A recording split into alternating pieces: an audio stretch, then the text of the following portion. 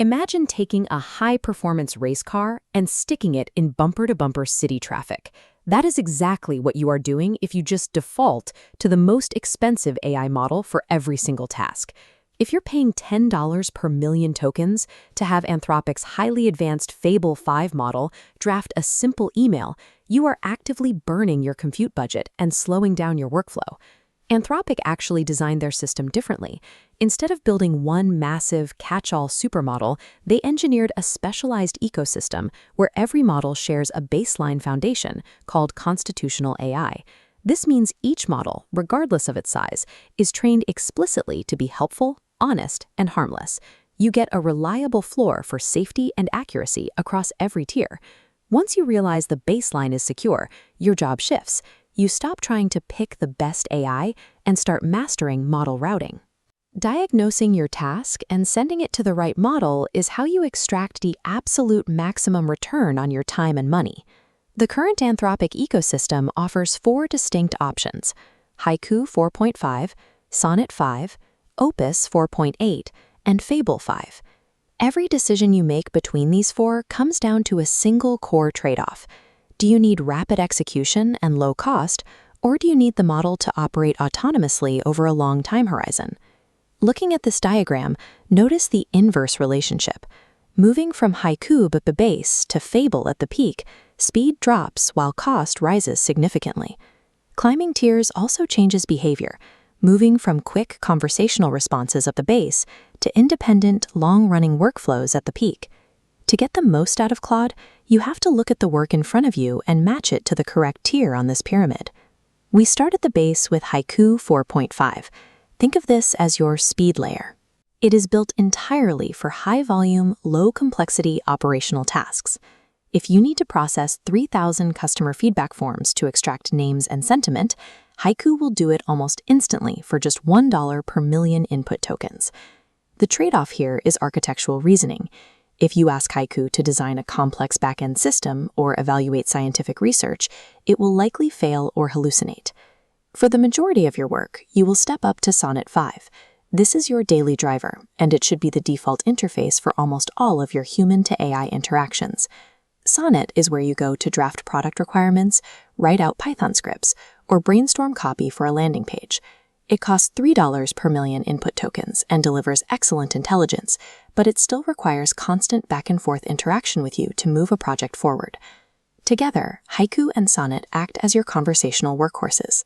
They prioritize quick answers and cost efficiency, relying on you to guide every step of the process. Sometimes the quality of the thinking matters much more than how fast you get the answer. That is exactly what Opus 4.8 is built for. You bring in Opus when you need to stress test a new business model, evaluate dense scientific research, or debug a piece of logic that you've been stuck on for hours. Compared to Sonnet, Opus takes longer to generate a response, but that extra processing time yields highly methodical, reliable analysis.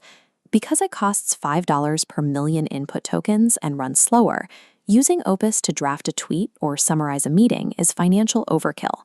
It will actively bottleneck a fast-paced workflow.